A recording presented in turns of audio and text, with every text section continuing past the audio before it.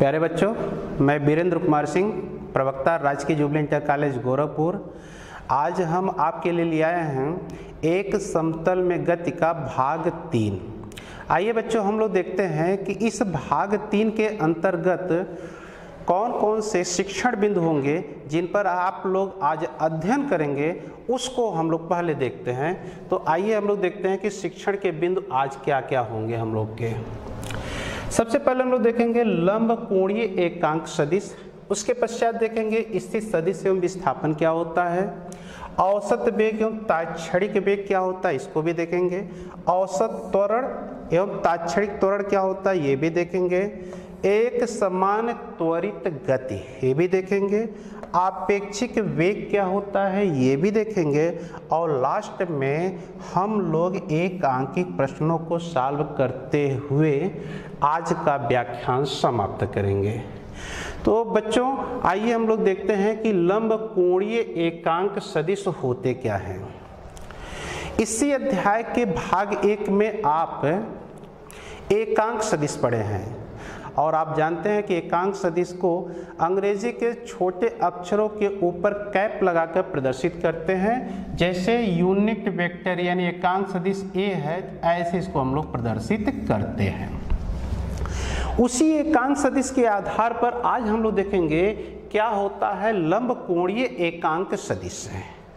तो हम जब बात करते हैं त्रिविमीय अंतरिक्ष में, यानी 3 डायमेंशनल में जब आप बात करेंगे तो 3 डायमेंशनल में 3 अक्ष खींचते हैं और ये तीनों अक्ष परस्पर लंबवत होते हैं। एक अक्ष हो गया एक्स अक्ष, दूसरा का हो गया वाई अक्ष और तीसरा हो गया जेड अक्ष। याद रखिएगा, तीनों एक दूसरे के लंबवत होते हैं, एक्स अक्ष, वाई अक्ष और ये जेड अक्ष। ठीक, इन अक्षों के धनात्मक दिशा में जो एकांक सदिश होते हैं उसे हम लोग नाम देते हैं लंब कोणीय एकांक सदिश। तो त्रिविमीय अंतरिक्ष में एक हम लोग बिंदु लिए हैं O, और उसी बिंदु O को मूल बिंदु मानकर 3 अक्ष खींच रहे हैं। OX जो कि x अक्ष है, OY जो कि y अक्ष है, OZ जो कि z अक्ष है। इन अक्षों के धनात्मक दिशा में जो एकांक सदिश है वही है आपका लंब कोणीय एकांक सदिश। तो x अक्ष की दिशा में एकांक वेक्टर I, y अक्ष की दिशा में एकांक सदिश j और z अक्ष की दिशा में एकांक सदिश k होता है। चूंकि हमारे जो ये अक्ष हैं ये परस्पर लंबवत हैं, इसलिए ये जो यूनिट वेक्टर I हो, चाहे यूनिट वेक्टर j हो या यूनिट वेक्टर k, ये परस्पर लंबवत होते हैं, याद रखिएगा। साथ ही साथ जब इनका परिमाण देखा जाता है तो इनका परिमाण 1 होता है। कितना रहेगा, याद रखिएगा, इनका परिमाण 1 होता है। यानी mod of unit vector I is equal to mod of unit vector J is equal to mod of unit vector K is equal to हो जाएगा 1। यानी ये लंब कोणीय एकांक वेक्टरों का जो परिमाण होता है वह 1 होगा, याद रखिएगा। क्या चीज होता है, एक समतल में गति। प्यारे बच्चों, इसके पूर्व के अध्याय में आपने सरल रेखा में गति का अध्ययन किया होगा। वहां पर आपने पढ़ा होगा कि यदि कोई पिंड ऐसे त्वरण के अधीन गति करे जिसकी दिशा पिंड के प्रारंभिक वेग के अनुदिश हो या उसके ठीक विपरीत हो, तो ऐसी स्थिति में वह पिंड एक सरल रेखा पर गति करता है।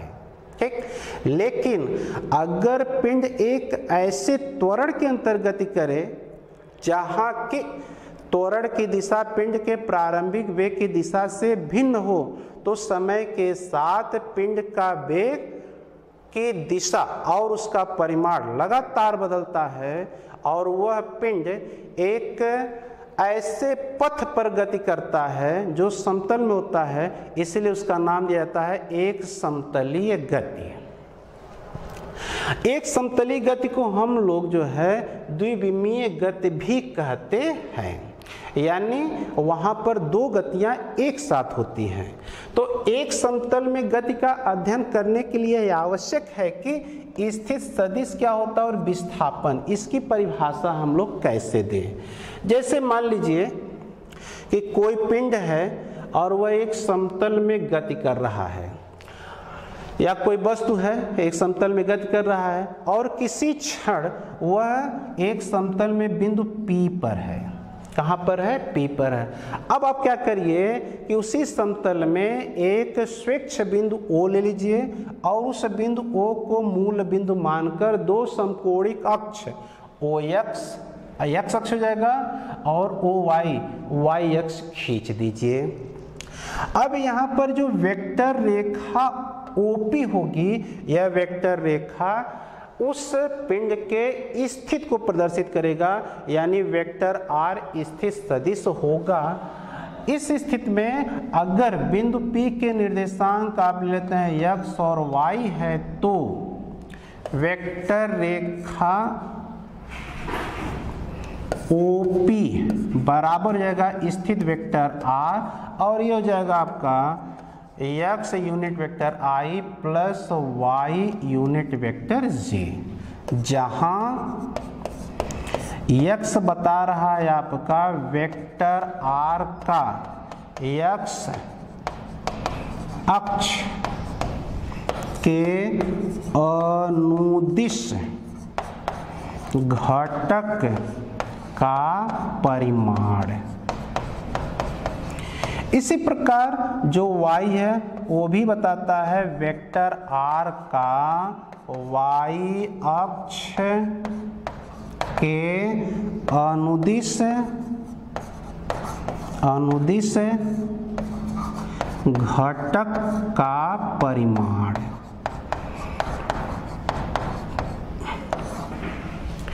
और साथ ही साथ देख लीजिए जो इस वेक्टर के द्वारा प्रदर्शित होगा इसका मान हो जाता है x यूनिट वेक्टर I और यहाँ से जो वेक्टर द्वारा प्रदर्शित होता है इसका मान हो जाता है yj। आइए अब अगला हम लोग देखते हैं क्या चीज होता है विस्थापन। मान लीजिए कि कण चित्रानुसार एक वक्र पथ पर गति कर रहा है। गति के दौरान किसी समय t पर कण बिंदु P पर है और बिंदु P का जो निर्देशांक है वह xy है। तो ऐसे स्थिति में O के सापेक्ष बिंदु P की जो स्थिति होगी वह स्थित वेक्टर R बराबर हो जाएगा आपका x unit vector I plus y unit vector j। ये हो गया। अब जो कि पिंड गतिमान है तो मान लेते हैं किसी वक्र पथ पर कुछ समय पश्चात फिर आगे चला जाता है और समय t डैश पर वह p डैश पर पहुंचता है जहां p डैश का जो निर्देशांक है x डैश y डैश है। तब हम लोग क्या करेंगे कि O के सापेक्ष P का स्थित जो वेक्टर आ जाएगा वो वेक्टर होगा R डैश बराबर x dash unit vector I plus y dash unit vector j।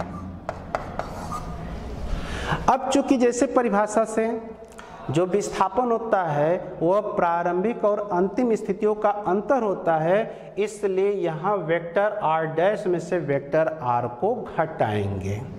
तो घटाने के लिए देखिए आप सबसे पहले आप क्या करते हैं कि मान लीजिए यदि विस्थापन वेक्टर आपका ये हो गया डेल्टा r, तो ये हो जाएगा वेक्टर डेल्टा r बराबर vector r dash minus vector r। अब आप मान रख दीजिए r डैश और r डैश r का, यहाँ पर गलती हो गया है, ये हो जाएगा आपका ये वेक्टर r। इसका मान रखेंगे आप पाएंगे तो x dash unit vector I plus y dash unit vector j minus xi plus yj, या इसको आप सिंप्लीफाई करेंगे तो x dash minus x unit vector I plus y minus y into unit vector J. इसके जगह पर आप लिख सकते हैं delta X I plus delta Y J. ये हो जाएगा आपका विस्थापन सदिश यानी डेल्टा आर की वैल्यू।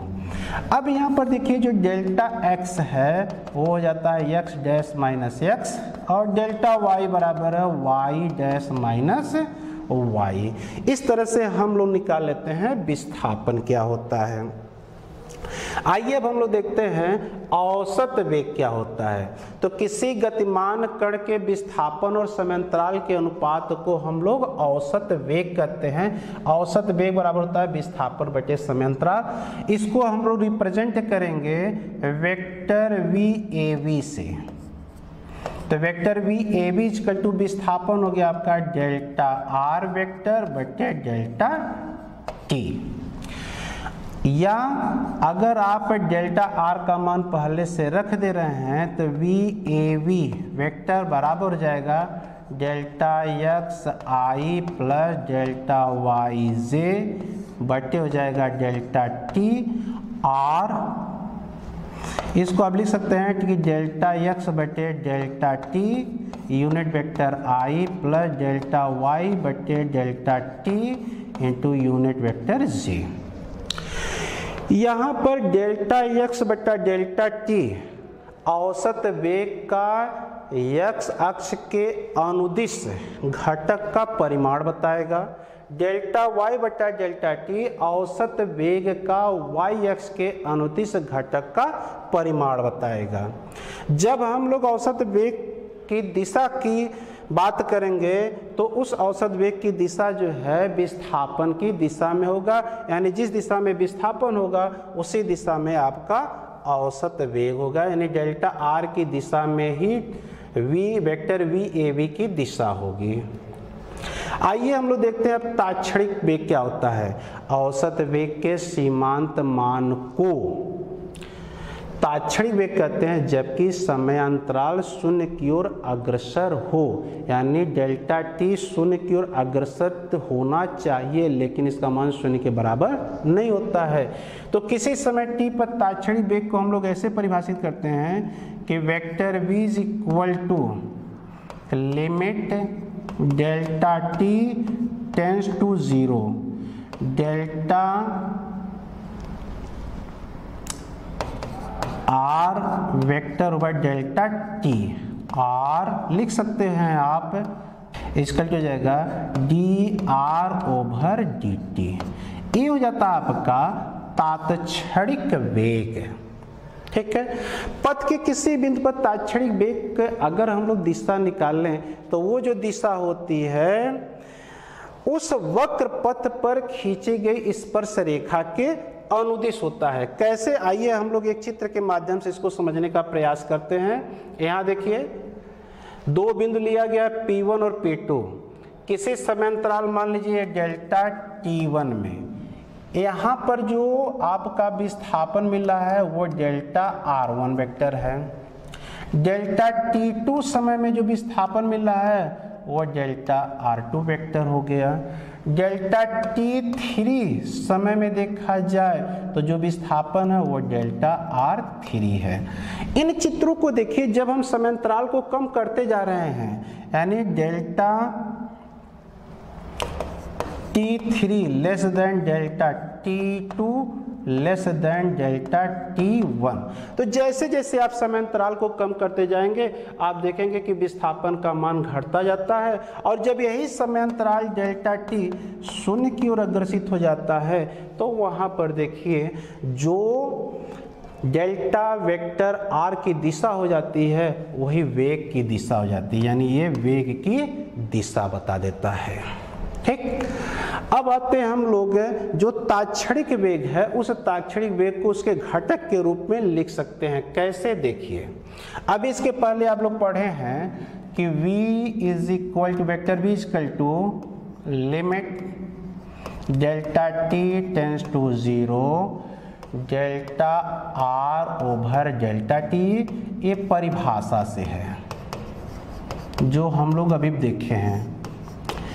अब आप क्या करिए, इसी विस्थापन का मान रख दीजिए। तो limit delta T tends to 0, ये delta X I unit vector I plus delta Y unit vector J बटे हो जाएगा आपका डेल्टा टी।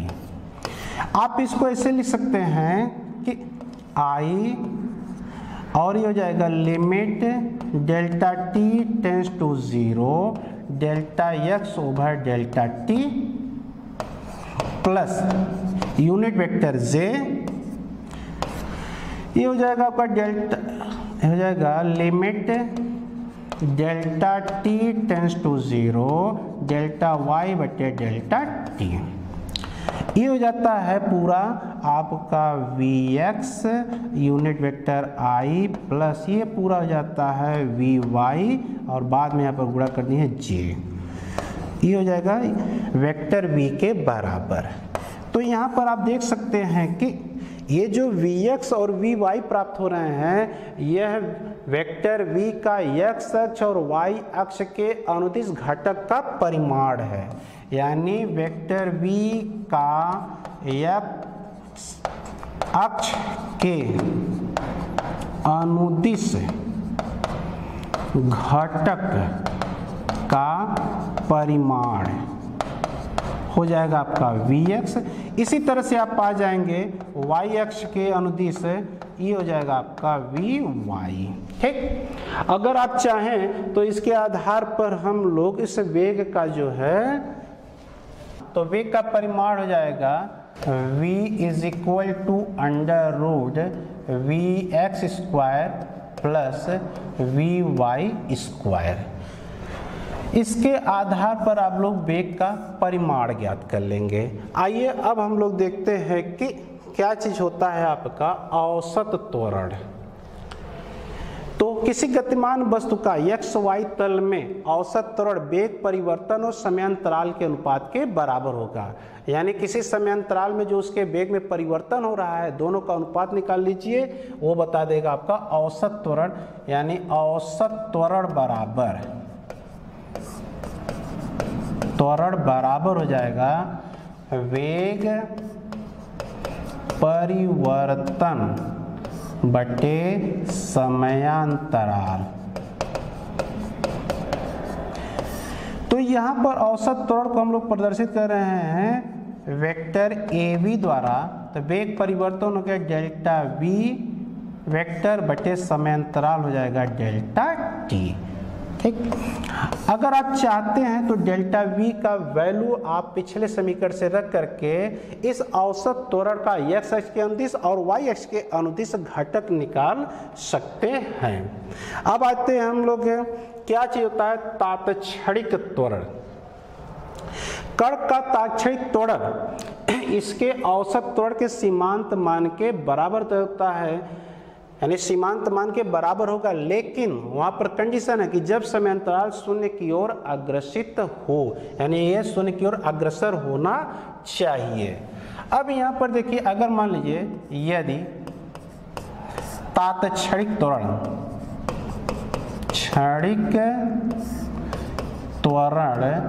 अगर आपका a है तो a बराबर हो जाएगा वेक्टर ऑफ a बराबर हो जाएगा limit delta T tends to 0 वेग परिवर्तन delta V over delta T.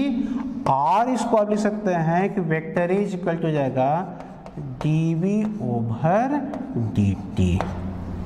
ये हो गया आपका तात्क्षणिक त्वरण का मान।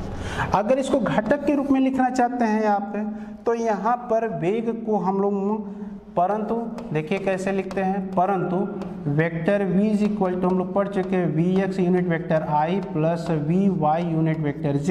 इसी समीकरण मान रखिए तो ये vector a is equal to हो जाएगा d ओवर डी टी। ये हो जाएगा V X unit vector i plus V Y unit vector j।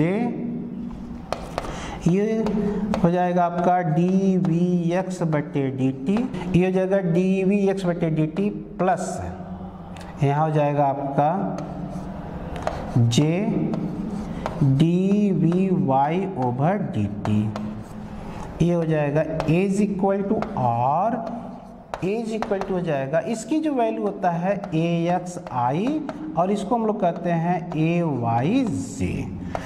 तो यहाँ पर देख रहे हैं आप ax और ay, इस ताक्षणिक त्वरण वेक्टर a का x अक्ष और y अक्ष के अनुदिश जो घटक आएगा उसका परिमाण है। ये एक समतल में एक समान त्वरित गति, एक समान त्वरित गति आपने एक सरल रेखा में गति में भी अध्ययन किया होगा, ठीक है। यहाँ पर जो हम लोग एक समान त्वरित के अंतर्गत कर रहे हैं, इसका उपयोग हम लोग आगे चल के प्रक्षेप गति में करेंगे, ठीक है। तो इसलिए इसका अध्ययन यहाँ पर आवश्यक हो जाता है। मान लीजिए कोई वस्तु XY समतल में, यानी कोई तल है, उसमें नियत त्वरण a के अंतर्गत कर रही है। प्रारंभ में जब वो t बराबर 0 समय, यानी जब प्रारंभ की बात करेंगे तो t बराबर 0 रखते हैं, उसका स्थित r 0 है और t समय बाद इसकी स्थित वेक्टर r हो जाती है। प्रारंभ में उसका वेग यानी t बराबर 0 पर उसका वेग है आपका वेक्टर u और t समय बाद उसका वेग v हो जाता है। अतः समय अंतराल डेल्टा t बराबर t-0 यानी t में उसका जो औसत त्वरण होगा तो वही त्वरण a ही रहेगा। क्यों? क्योंकि पूरी गति के दौरान त्वरण में कोई परिवर्तन नहीं हो रहा है, ठीक है। तो ऐसे दशा में हम लोग देखते हैं अब औसत त्वरण, औसत त्वरण a बार बराबर हो जाएगा नियत त्वरण। यहाँ पर देखिए त्रुटि है, ये वेक्टर a होगा, तो ये नियत त्वरण a के बराबर ही होगा। अब आप परिभाषा से आइए, त्वरण a बराबर आप लिखते हो ना वेग परिवर्तन बटे समय अंतराल, तो अंतिम वेग में से प्रारंभिक वेग को घटाइए तो vector v minus vector u अब बटे समय अंतराल हो जाएगा आपका डेल्टा t बराबर हो जाएगा v माइनस यू बटे डेल्टा टी की जगह पर आप अब t रखेंगे। क्यों? क्योंकि जब घटा रहे डेल्टा t बराबर t-0 तो केवल t मिल रहा है। इसका यहाँ से तिर्यक गुणा करिए तो आप पाएंगे vector v minus vector u बराबर हो जाएगा वेक्टर at और वेक्टर v बराबर वेक्टर u प्लस at। ये जो समीकरण देख रहे हैं यह एक समतल में गति का प्रथम शुद्ध गतिकी समीकरण है और इसको आप दो अक्षों के अनुदिश लिख सकते हैं। कैसे? देखिए Vx बराबर हो जाएगा Ux प्लस Axt, ये x अक्ष के अनुदिश रहेगा और साथ ही साथ Vy बराबर लिख सकते हैं uy प्लस ayt, ये हो जाएगा y अक्ष के अनुदिश रहेगा, ठीक। तो इस तरह से देखा जाए तो आप एक समतल में गति का प्रथम शुद्ध गति की समीकरण प्राप्त कर लिए। अब हम लोग देखते हैं इसका दूसरा क्या होगा, स्थिति में परिवर्तन ज्ञात करते हैं। अब समांतराल में पहले हम लोग निकालेंगे औसत वेग क्या होगा, तो औसत वेग बराबर हो जाएगा आपका अंतिम वेग प्लस प्रारंभिक वेग यानी vector v plus vector u बटे 2 हो जाएगा। डेल्टा t बराबर t समय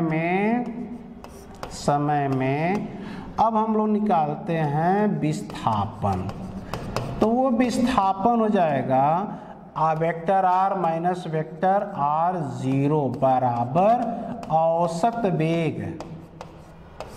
गुणे समयांतराल,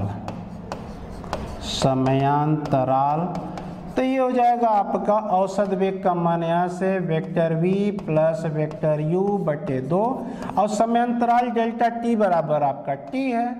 अब पहले समीकरण से v का मान रख दीजिए तो u plus vector u plus vector at plus vector u कुल का बटा हो जाएगा 2 अब गुणे हो जाएगा t, क्योंकि आप अभी पढ़े हैं कि vector v equal to vector u plus vector at। इसको आप सिंपली इसको जोड़ेंगे तो 2 हो जाएगा, 2 से कटेगा यहाँ पर, तो हो जाएगा simply vector ut plus half vector at square, ये हो जाता है vector r minus vector r0 बराबर है, या वेक्टर r बराबर हो जाएगा vector r0 plus ut, vector ut plus half vector at square.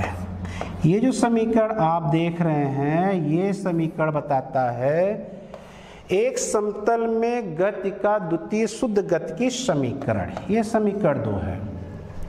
अगर आप इसको भी चाहते हैं तो x अक्ष और y अक्ष के अनुदिश घटक के रूप में लिख सकते हैं। कैसे देखिए, x equal to x0 plus uxt plus half axt square, समीकरण नंबर 2 का पहला हो गया। ये x अक्ष के अनुदिश हो जाएगा, y equal to y0 plus uyt plus half ayt square, ये दूसरा का b हो गया। इन सभी समीकरणों से स्पष्ट हो जाता है कि किसी समतल में एक समान त्वरित गति को दो अलग अलग एक दूसरे से स्वतंत्र समकालिक एक बिम्मी गतियों के रूप में समझ सकते हैं, जो कि परस्पर लंबवत दिशाओं में होती हैं। यानी दो गतियां होंगी, साथ साथ भी होंगी, लेकिन दोनों एक दूसरे से स्वतंत्र होंगी। आइए बच्चों, अब इसी के आधार पर अगर हम चाहें तो एक समतल में गति का तृतीय शुद्ध गति की समीकरण इस रूप में लिख सकते हैं कि vector v dot vector v is equal to vector u dot vector u plus 2 times of vector a R vector r minus vector r0। ये जो समीकरण हमको प्राप्त हो रहा है, ये समीकरण उपरोक्त दोनों समीकरण यानी समीकरण 1 और समीकरण 2 के द्वारा प्राप्त है। आइए अब हम लोग देखते हैं क्या चीज होता है आपेक्षिक वेग। बच्चों, इसके पहले अध्याय में भी आप लोग ने आपेक्षिक वेग पढ़ा होगा, लेकिन वो आपेक्षिक वेग एक ही दिशा यानी सरल रेखा के अनुदिश के लिए होता है। लेकिन यहाँ पर जो आपेक्षिक वेग है, यह जो है समतल के लिए है, यानी दो दिशाओं में होगा। ठीक है, मान लीजिए दो वस्तु हैं A और B। वस्तु A का वेग v है, वस्तु B का वेग vb है, और एक ही निर्देश तंत्र में यानी दोनों एक ही तल में कहीं गति कर रहे हैं। तो ऐसी स्थिति में वस्तु A का B के सापेक्ष वेग जो हो जाएगा वो आएगा आपका v vector va minus vector vb। लेकिन कोई ये कहे कि B का A के सापेक्ष क्या वेग होगा, तो उसके लिए हम लोग क्या करेंगे कि B के वेग में से A के वेग को घटाएंगे, यानी तब हो जाएगा आपका B का A के सापेक्ष वेग वेक्टर v ba बराबर vector b minus vector a। इन दोनों समीकरण को ध्यान से देखिए तो आप पाएंगे कि वेक्टर v ba बराबर माइनस वेक्टर, देखिए यहाँ मिसप्रिंटिंग हो गया है, ये आपका होना चाहिए वेक्टर v ab बराबर माइनस वेक्टर v ba। और अगर परिमाण में देखा जाए तो दोनों ये परिमाण में आपस में समान हैं। आइए अब हम लोग एक आंकिक प्रश्न को सॉल्व करते हैं। जो ऊर्ध्वाधर में वर्षा हो रही है, तो वर्षा का वेग vr वेक्टर बराबर है ये 35 मीटर प्रति सेकंड ऊर्ध्वाधरतः नीचे है, ऊर्ध्वाधरतः नीचे है। ठीक है, और माड वी आर बराबर तब लिखेंगे आप 35 मीटर प्रति सेकंड।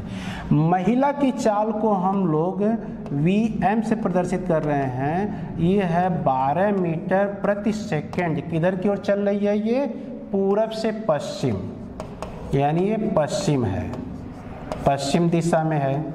ठीक, अब इनका जब परिमाण निकालेंगे तो mod of vector V M equal to हो जाएगा 12 मीटर प्रति सेकंड। यहाँ दोनों जगह पर यहाँ और यहाँ दिशा से लेना देना नहीं है। एक उचित पैमाना लेकर आप वेक्टर खींच लीजिए। तो जब आप वेक्टर खींचेंगे तो ऊर्ध्वाधर दिशा में ये मिल जाएगा आपका वेक्टर वी आर, और पश्चिम दिशा में आप देखिए मिलेगा आपको ऐसे वेक्टर VM, ये पश्चिम दिशा में है। कैसे हम लोग निर्धारित किए, देखिए ये हो जाता है आपका नॉर्थ, ये साउथ, ये ईस्ट और ये वेस्ट है। चूंकि यहाँ पर महिला गति कर रही है, ठीक है, तो हम लोग क्या करेंगे, वर्षा की बूंद का महिला के सापेक्ष वेग निकालेंगे, यानी हम निकालेंगे वेक्टर VRM, तो हो जाएगा vector VR minus vector VM, ठीक। इसके लिए क्या करेंगे, इसे वेक्टर से हम लोग घटाते हैं। तो घटाने के लिए हम लोग क्या करेंगे कि दोनों वेक्टरों को एक ही बिंदु से पहले खींच लीजिए, तो हो जाएगा आपका वेक्टर VR हो गया, और यहाँ पर देखिए इस दिशा में दिया है वेक्टर VM, ये वेक्टर VR हो गया। चूंकि वेक्टर VM को वेक्टर VR में से घटाना है, तो आप क्या करिए, यहाँ से ऐसे एक परिणामी वेक्टर खींच दीजिए, ठीक। तो हो जाएगा आपका वेक्टर VRM।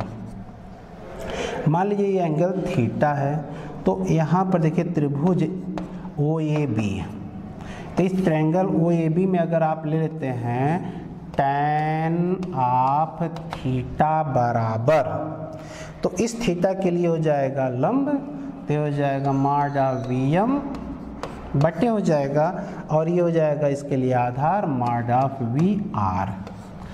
अब आप मान रख दीजिए, VM का मान 12 हो गया है, हो जाएगा आपका 35 है।